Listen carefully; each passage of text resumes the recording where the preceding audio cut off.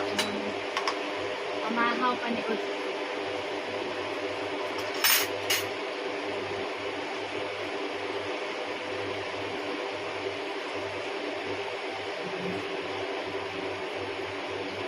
Okra from my garden. Yan lang yung maingay mga electric fan.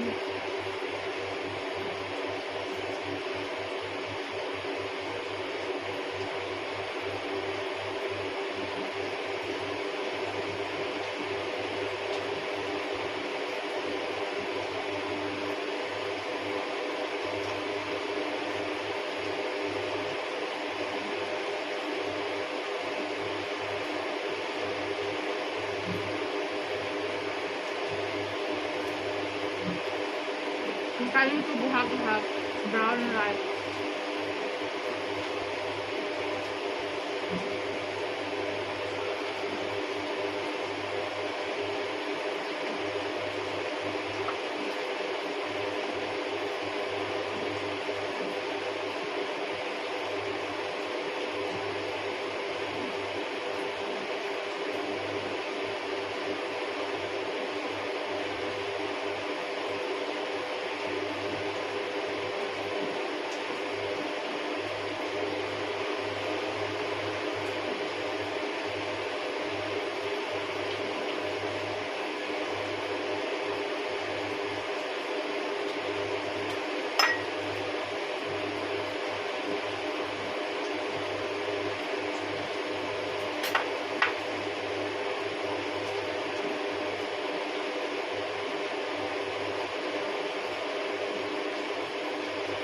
Sa lugar namin, lagi.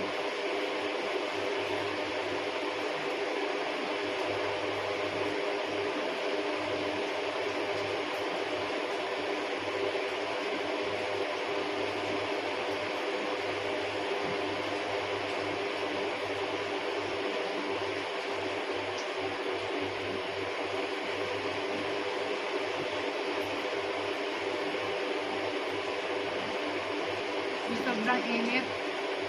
Kapitbahay namin matanda. Natumba lang siya, namatay na. Siguro na stroke.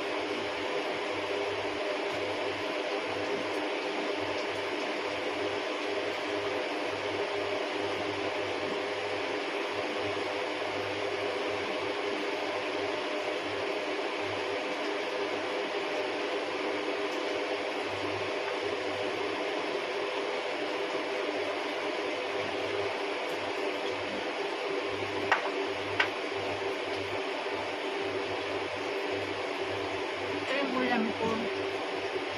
Ilis, makain naman ng isla. Yung mga bata, patatas, saka egg. Potato and egg curry.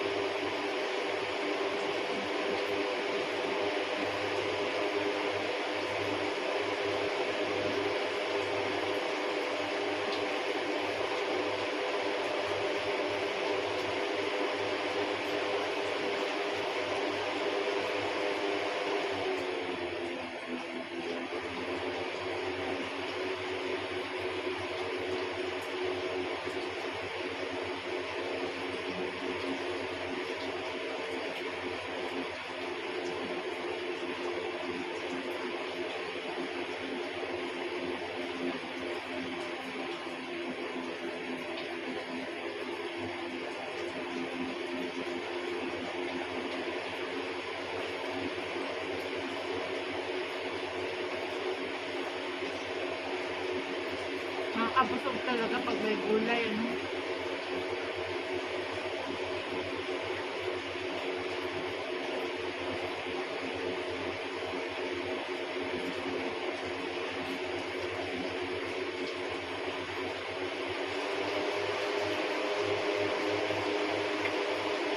vitamin O. Vitamin okra.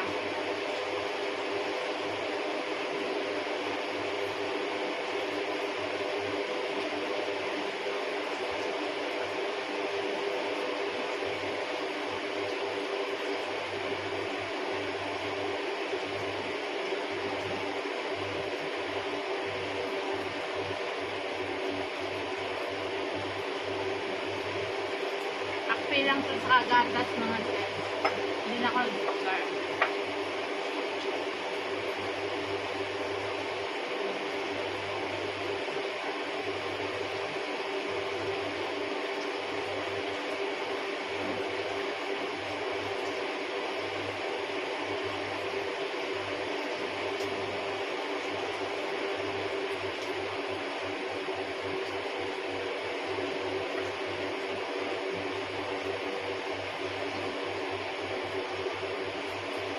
Magtanim ka ng okra. Hindi na ka makabili ng vegetable. Kaya Daniela, binigyan ko ng ano, yung pangtanim. Mabilis ang mamunga.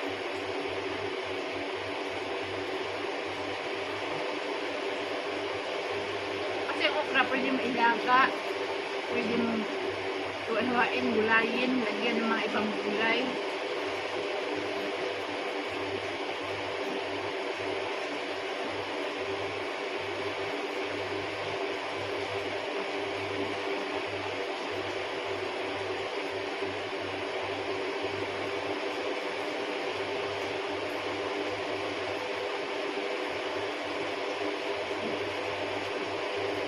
Pilipinas ata ngayon, mga 3 piraso, 10 ata siguro, no? Mahal ang gulay sa Pilipinas.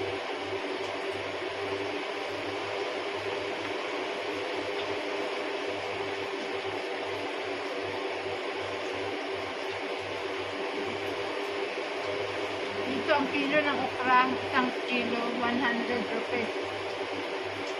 Sa atin, 10 piso.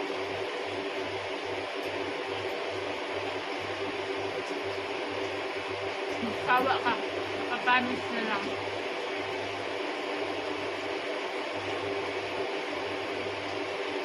Ako lang naman mahilig sa mga ganyang luto, yung mga gulay-gulay na may sabaw. Like, mantika sila.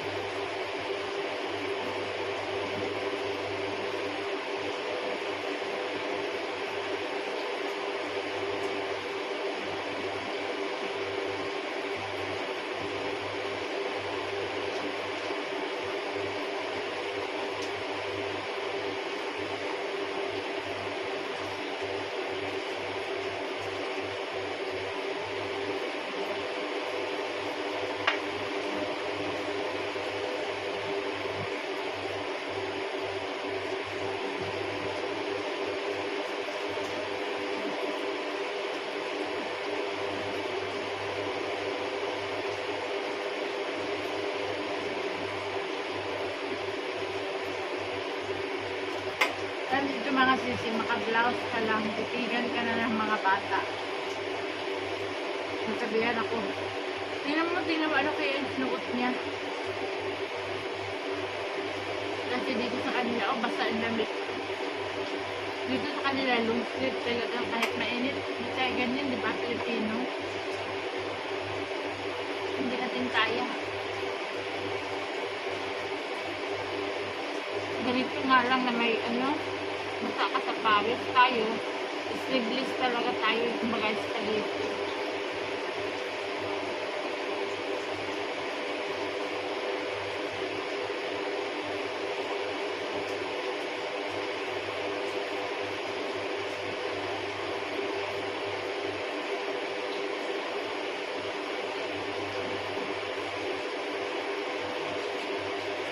Ang sakin yung gabi-gabi kami walang kulimpi tapos sobrang init.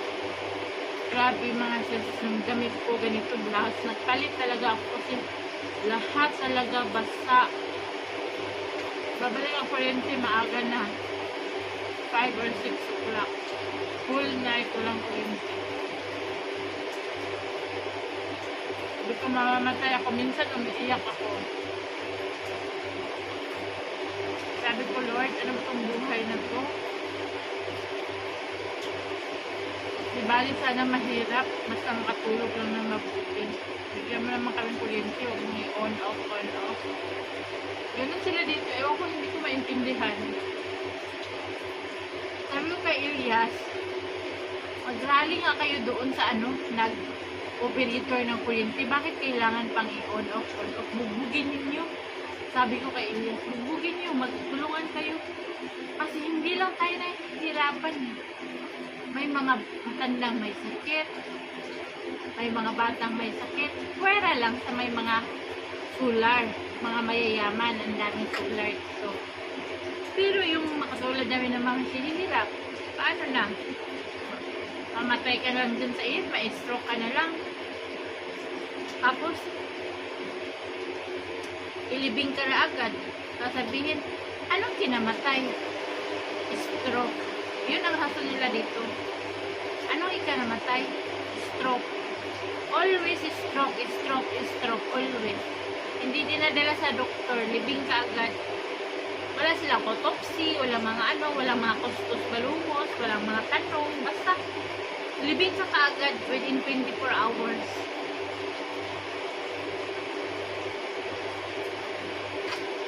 Ngayong gabi ka mamatay. Libing ka kinabukasan. Or hindi kaya mga alas 11, 12 ng gabi, ilibing ka. Pag umaga ka namatay, ilibing ka sa hapon.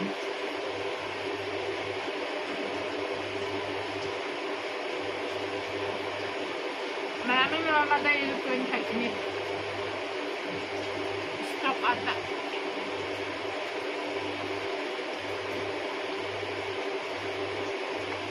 Kasi pag tanungin mo anong dahilan, bakit namatay? Stroke. Hindi na lang sabihin, hindi na nakahinga. Pag sa atin pa, mabiro yung mga tao. Dahil hindi na nakahinga,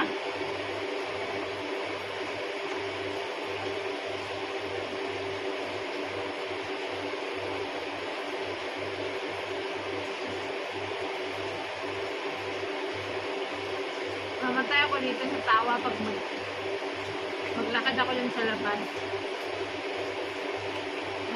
May isang Pakistani sa ang English niya isa lang peraso. Always sasabihin sa akin, magsalubong kami kahit umaga, tanghali, gabi. Hi auntie, good morning. Kahit gabi, good morning. Good morning. Hindi niya alam kung anong meaning. Always lang good morning.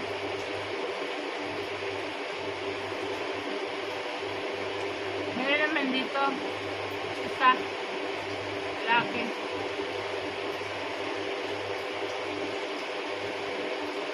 Hi! 1, 2, 3, 4, 5. Gano'n lang sila. Gano'n lang English niya. Sabi ko, mag-English ka naman. Sabi niya, hi! 1, 2, 3, 4, 5. Ahak na.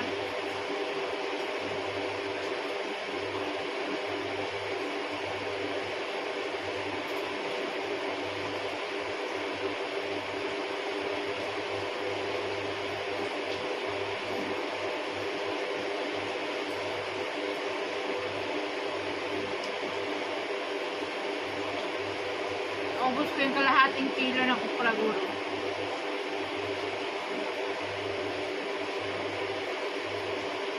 Hinaan lang sa kwento-kwento ni Rosana.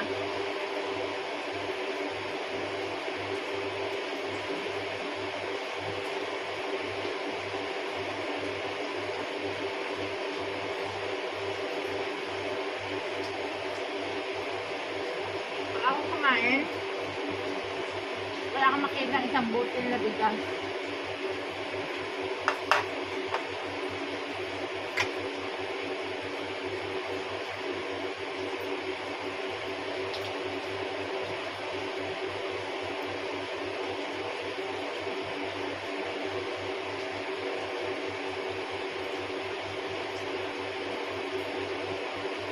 Dahil sa lockdown namin mga sis, mga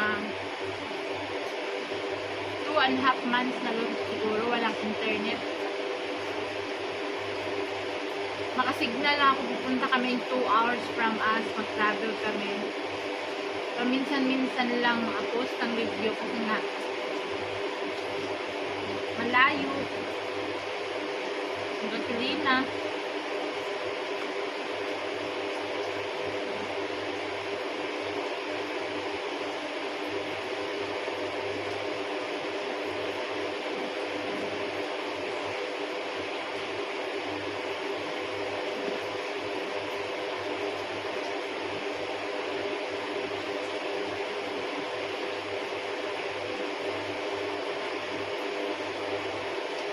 Maldita kong anak ay natulog.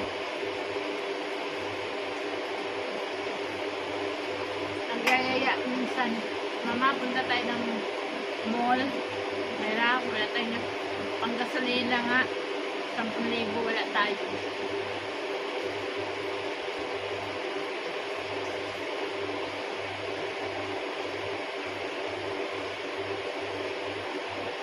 Dati yung gasolina namin nasa ano lang,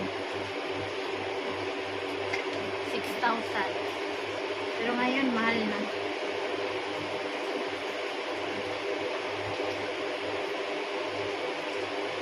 Dati, pag mag-commute ka, ang bayad papuntang city, ano lang, 350. Ngayon, 1,000 na ang isa.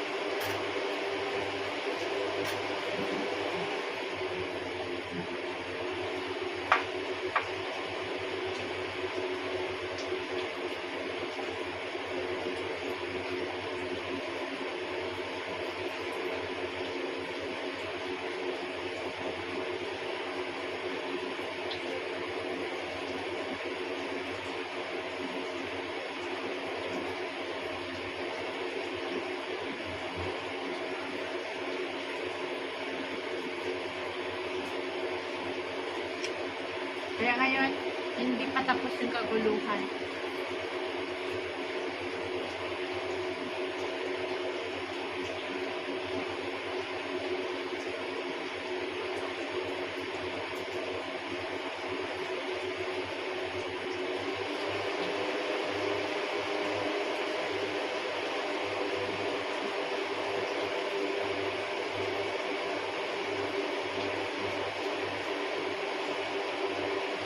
Nagra-rally, pag may rally, pag narinig ka nga nagmura ka, barilin ka kaagad.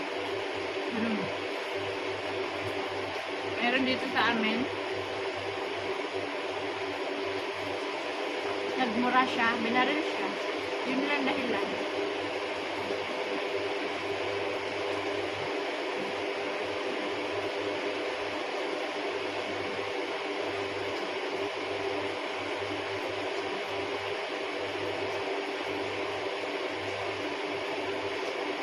Sabi ko kay Bilal, huwag kayong punta-punta sa malayo, baka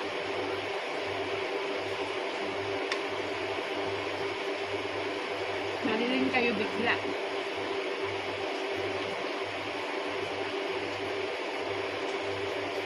Alam niyo, sa dami nang namatay sa pagrarally,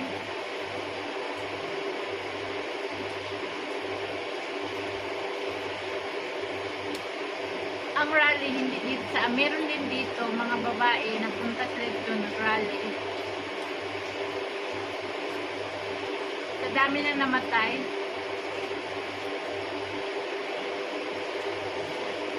kasi mga Pakistani dito kasi sinusugal nila yung buhay nila, sinusuway nila yung mga pulis, nagbabad words sila. Ayun, binilid sila, namatay sila. Sa dami ng namatay mga sis, hindi na isa-isa nililiping. Naghukay sila ng maganda, malaking hukay. Doon nila tinambak yung mga patay, nilagyan ng chemical, sinusunog. Wala na yung pag-free nila ng pag namatay ka. Pagdasal ka, dito wala na. Sa mga nagrarally, hinuhulog lang doon sa hinuhukay nila. Doon, nilalagyan ng chemicals, sinusunog. Ang ganyang mga nangyayari dito, hindi binabalita sa TV. Unfair. Sabi nga ni Elias, hindi. Lagi ito nanonood si Elias ng balita. Kasi yung kusina namin may TV. Doon lang siya. Mga bata dito. Sabi, tingnan mo, sa Indian news, lahat pinabalita. Step by step. Sa Pakistan, hindi binabalita ang mga ganitong pangyayari. Kunti lang, puro mga politician ang balita. Politician. Sa Pakistan news, puro binabalita, puro politician, puro ganito, ganyan. Palpal lang sila ng palpal, chismisan sa harap ng TV. Pero yung Indian news, grabe, sila, balita sila ng fair.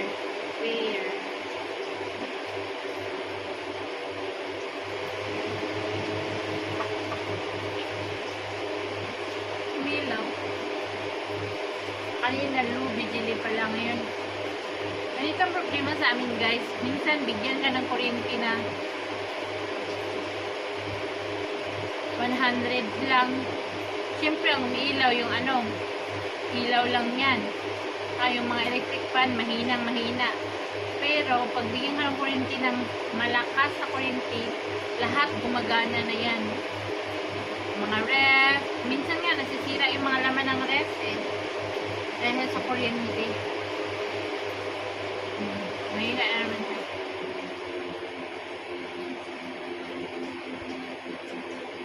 Mahina na naman.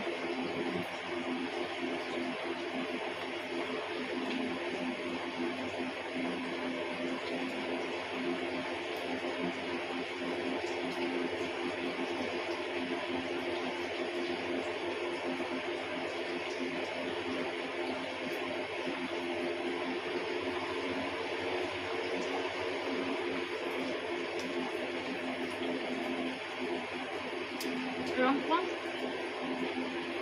Ano nang balita dito sa kailan ibalik yung internet.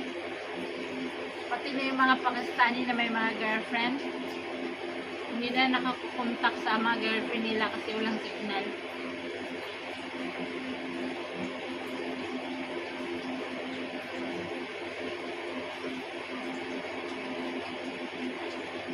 Meron yung iba, pupunta sa lugar na may signal. Kung malayong-malayo talaga sila, hindi sila makatravel.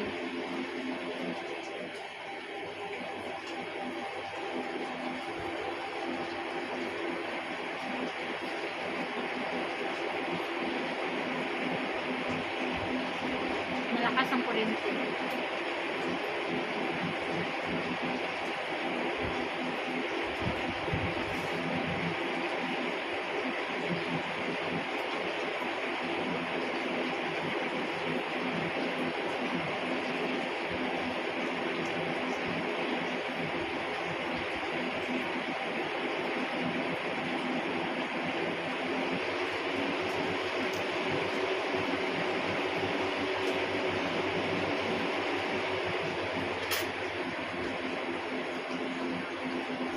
Punta pala sila Daniela dito mga sis. Hindi ako naka-video.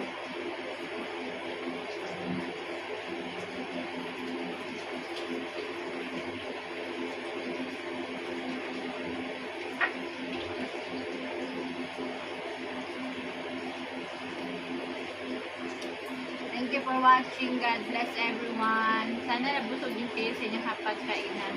Maraming salamat.